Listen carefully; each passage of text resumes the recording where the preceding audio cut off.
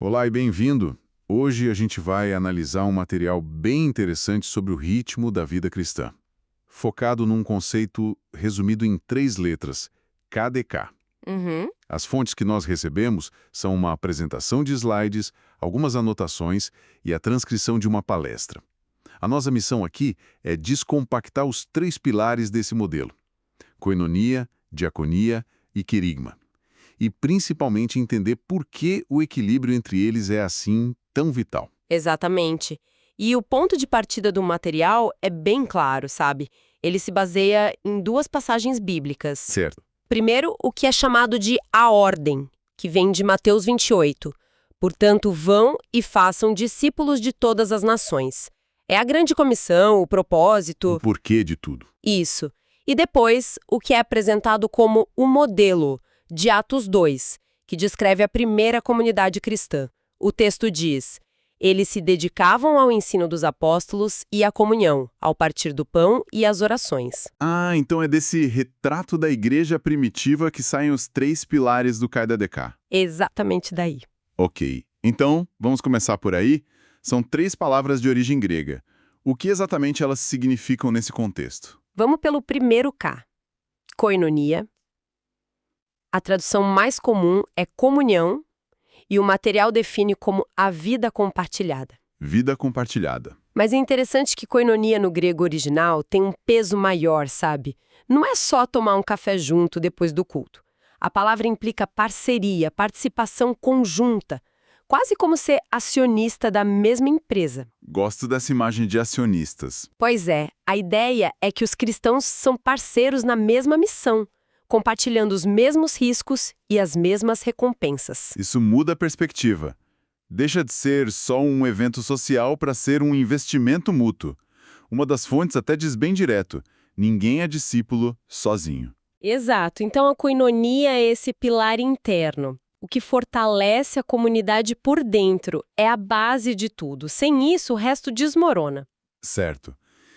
Se a koinonia é a base, o pilar interno, imagino que o próximo, a diaconia, seja a expressão externa disso. É por aí? É exatamente essa conexão. O D é de diaconia, que significa serviço. As fontes descrevem como o amor em movimento. O amor em movimento? É o momento em que a fé se torna visível, palpável, sabe? Através das nossas mãos e pés. É a koinonia transbordando para fora. Entendi. E, de novo, a palavra grega é importante. Diaconos era um servo, alguém que se abaixava para servir. Não é sobre poder ou reconhecimento, é sobre humildade. Então não é só ativismo ou filantropia. O material faz essa distinção, né? Diz que o serviço molda o coração do discípulo. Não é uma tarefa, é um processo que transforma quem serve. Perfeito. É uma entrega prática de si mesmo. Não é sobre estar ocupado, é sobre estar disponível. A diaconia é a ponte entre a comunidade e o mundo. Ok. Então temos a vida interna, koinonia, e a ação externa, diaconia. O que fecha esse ciclo? O que o último K, o querigma, adiciona? O querigma é a proclamação, é a palavra que acompanha a ação. Se a diaconia é mostrar o amor, o querigma é explicar a razão desse amor. Ah, o porquê. Isso, uma das fontes coloca de um jeito muito direto. Não apenas mostramos o amor, nós falamos a verdade. O evangelho precisa ser ouvido. A ideia é que quem foi alcançado por essa mensagem, naturalmente, a anuncia. Entendi. Então temos esses 3 pilares: a vida compartilhada, o amor em ação e a verdade falada. Na teoria, parece uma harmonia perfeita, mas na prática, Aí que o negócio pega. imagino que seja bem difícil manter os 3 pratos girando. As fontes falam sobre o que acontece quando um deles cai. Falam. E muito. Na verdade, essa é a parte central de toda a análise. O material usa esse modelo como uma ferramenta de diagnóstico, sabe? Para entender por que muitas comunidades perdem o rumo. O tal do equilíbrio vital. Exato. E a ausência de um dos pilares não só enfraquece a comunidade, ela transforma em outra coisa. E qual é a primeira distorção que eles apontam? A primeira é quando se tem muita comunhão, muita koinonia, mas sem a dimensão da missão, que vem da diaconia e do querigma. Certo. O resultado, segundo as fontes, é um clube social. Um clube social. Parece um pouco duro, mas faz todo sentido. Um grupo de amigos que se dá muito bem, se apoia, mas que perdeu o propósito de existir para o mundo lá fora. Fica fechado em si mesmo. Exato. A palestra usa a analogia de uma turma de escola que passa anos junta. Cria-se uma afinidade enorme, mas o foco é puramente interno. O perigo é a comunidade se tornar um fim em si mesma. Existe só para o conforto dos seus membros. Pois é. É aconchegante, mas é estéril. Esquece da ordem de ir. Certo. O segundo desequilíbrio seria o contrário, então. Ter a ação, mas sem a mensagem. Isso. Quando há muita diaconia, muito serviço, mas sem a verdade do querigma. A comunidade se transforma numa obra social, numa ONG. Fazem o bem, ajudam os necessitados, o que é ótimo. Sim, é ótimo, é necessário. Mas sem comunicar a razão pela qual fazem isso, a identidade se perde. Mas alguém poderia argumentar: fazer o bem já não é o suficiente. Qual a distinção que as fontes fazem aí? A distinção é o porquê. A fonte é muito clara. A igreja não é uma ONG. O serviço, no modelo cristão, não é um fim em si mesmo. Ele deve apontar para Cristo. E a diferença entre dar um copo de água e dar um copo de água em nome de Jesus. E exatamente essa. A ação é a mesma, mas a segunda carrega uma mensagem, um propósito que vai além. Sem o querigma, o serviço vira uma atividade humanitária, que é nobre, mas não cumpre a missão completa. E entendi a diferença. E o último desequilíbrio, a palestra descreve esse de uma forma bem vívida. É a proclamação sem o amor que vem da comunhão e do serviço. Ah, esse é o sino que tine, a proclamação sem amor. A palestra usa uma analogia que, para mim, foi a mais marcante de todo o material. Qual foi? Pensa numa motocicleta com escapamento adulterado passando na sua rua à meia-noite. Ela faz um barulho ensurdecedor. Ela está comunicando algo. Sim, que está passando. Mas essa comunicação atrai alguém? Conecta? Não, só irrita.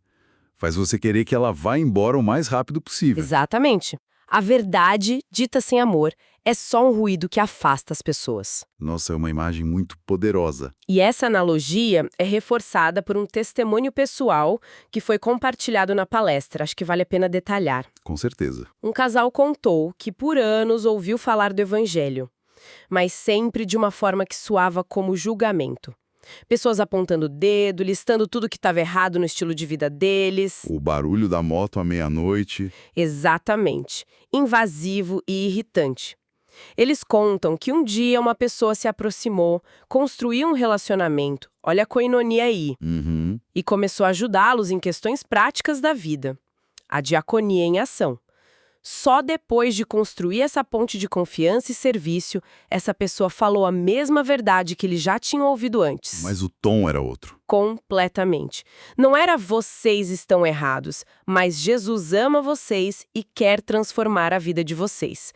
A mensagem era a mesma, mas o alicerce do amor fez toda a diferença. E aí eles se converteram. Sim, diferam que, pela primeira vez, o evangelho não soou como um sino que tine, mas como uma boa notícia. Falar sem o fundamento da comunhão e do serviço é só fazer barulho. Essa história é muito forte e mostra como a diaconia, o serviço, é o que dá credibilidade à palavra. Mas as fontes parecem indicar que justamente esse pilar está sob um ataque particular hoje em dia. Por quê? Sim, o material dedica uma atenção especial a isso. A principal razão é que o próprio conceito de compromisso se tornou, relativo na nossa cultura. Relativo como? A palestra menciona que vivemos numa era de consumo, onde as relações são transacionais. Uma citação direta da fonte diz: "Eu sirvo enquanto eu recebo benefícios. O compromisso dura enquanto for conveniente." E as fontes dão alguma pista do porquê dessa mudança? A análise é que isso é um reflexo da cultura do individualismo. A ideia de se entregar a algo de forma sacrificial, sem esperar um retorno imediato, vai na contramão de tudo. A palestra tem uma frase meio melancólica, mas bem lúcida. A geração que assumia compromisso, ela está indo. Há um reconhecimento de que a mentalidade de compromisso de longo prazo está diminuindo. E além dessa mentalidade, imagino que as distrações da vida moderna também competem diretamente com o tempo e a energia que o serviço exige, né? Com certeza. E não são só as distrações óbvias, como redes sociais. A busca por sucesso profissional, a pressão para ter uma vida interessante. Tudo isso compete pelo nosso tempo e disposição. A diaconia exige trabalho, exige ralar, como a palestra menciona. E a cultura nos oferece saídas mais fáceis. É nesse ponto que o material fala da diferença entre ativismo e serviço genuíno. Exato. Ativismo é se manter ocupado muitas vezes para aliviar uma culpa. Já a diaconia, como o material define, é uma entrega prática de si. Não é sobre preencher a agenda. É sobre esvaziar-se em favor do outro, é o que transforma uma comunidade de um grupo de espectadores em um corpo em ação. O desafio não é criar mais programas, mas resgatar o coração do serviço como parte essencial da identidade cristã. Então, juntando tudo, depois de ver os componentes, os perigos do desequilíbrio e os desafios atuais, o que acontece quando tudo funciona junto? O resultado é algo mais fundamental, né? Define a identidade. Essa é a grande conclusão. Uma das fontes diz: quando vivemos em comunhão, nos entregamos em serviço e não nos calamos na proclamação, cumprimos a nossa identidade. Não é só o que a pessoa faz, é quem ela é. Exato. Vira o ritmo natural da vida cristã. Lembra daquele diagrama circular da apresentação? A comunhão inspira por dentro. Esse amor transborda em serviço que constrói a ponte para o mundo. E sobre essa ponte caminha a proclamação. É um ciclo vivo. E essa identidade, quando vivida na prática, que efeito ela tem na comunidade? A palestra faz um apontamento interessante sobre a igreja primitiva não parecer obcecada com estratégias de crescimento. Exatamente. E essa é talvez a ideia mais contraintuitiva para a nossa mentalidade atual, que é focada em métricas, em resultados. Totalmente. A análise mostra que o crescimento da igreja primitiva foi uma consequência, não o objetivo. Eles não tinham um plano de marketing, estavam ocupados sendo a igreja, vivendo em koinonia, servindo em diaconia e falando em querigma. E o crescimento simplesmente aconteceu? Aconteceu de forma espontânea, orgânica. O texto de Atos termina dizendo: "E o Senhor lhes acrescentava dia a dia os que iam sendo salvos." A ênfase é clara, o resultado vem do Senhor. A responsabilidade da comunidade é ser saudável. Isso, viver sua identidade em equilíbrio. Quando um organismo é vivo e saudável, ele cresce naturalmente.